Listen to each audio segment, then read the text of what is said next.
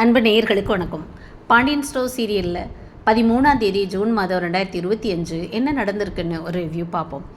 இப்போ பார்த்தீங்கன்னா மயில் பாவம் அழுதுகிட்டு இருக்கு. அவங்க அம்மா வழக்கம் போல் திட்டுறாங்க. அவங்க அப்பா துப்புக்கட்டவர் ஒன்றுக்கும் பிரயோஜனம் இல்லைன்னு அவரையும் திட்டி விட்டு, எங்கே பார் 2 நாள் டைம் தரேன், நீ ஒழுங்காக ஓடி போயிரு உங்கள் மாமியார் வீட்டுக்கே உன் புருஷன் வந்து கூட்டிகிட்டு போனால் நல்லது, அப்படி இல்லைன்னா நீயா போய் சேரு, எப்படி சேருவியோ தெரியாது, போயிரு அப்படின்னு சொல்லிட்டாங்க. உடனே அவங்க அப்பாம்மா, மயில் வருத்தப்படாதம்மா, பக்கத்து வீட்டிலலாம் வந்து பேசினாங்களா அதனால தான்மா அப்படிங்கிறாரு. ஆனால் இந்த பொண்ணு பாவம் கிளம்பி வருது.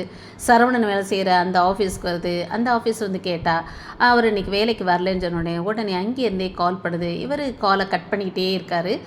செந்தில் இருந்துட்டு அன்னி கால் பண்ணுறாங்க, பேசுன்னா பேசவே இல்லை.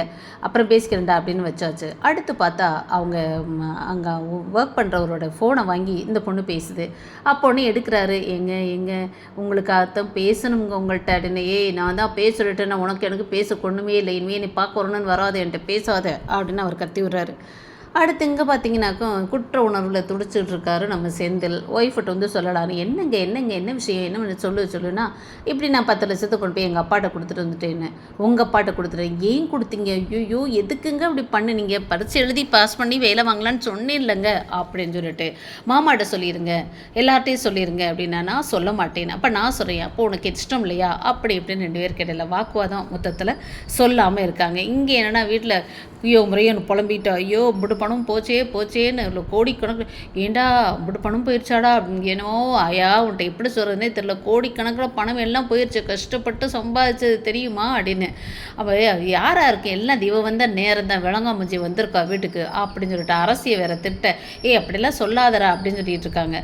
எப்படி இப்போ யார் சொல்லியிருப்பா, யாரோ ஒருத்தர் தெரிஞ்சவங்க சொல்லியிருக்காங்க அப்படின்னு. ஏண்டா நீ எதுவும் அரசிட்ட சொல்லி வச்ச, நான் எங்கப்பா சொல்லி வச்சேன், கோடியாக கொல்லப்புறத்தில் வச்சுருக்கோம், ஆயிரமா அடுப்பங்கரையில் வச்சுக்கோன்னு சொன்னேன், ஐயோ நான் அப்படின்னா சொன்னதில்லப்பா அப்படிங்கிறான்.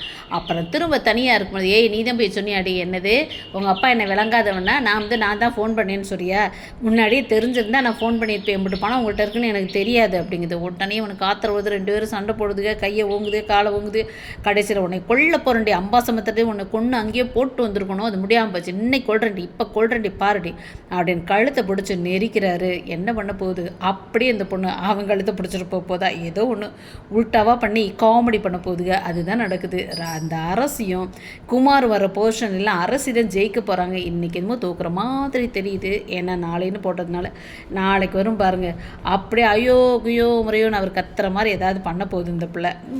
இந்த பிள்ளையோட பாட்டு நல்லா தான் போய்கிட்டு இருக்கு. ஆனால் ஏன்னா ஒரு பரபரப்பு, விறுவிறுப்பு, சுறுசுறுப்பு இல்லாமல் கதையில் ஒரு இதே இல்லாமல் இருக்குது. என்னன்னு தெரியல. பார்ப்போம். தேங்க்யூ.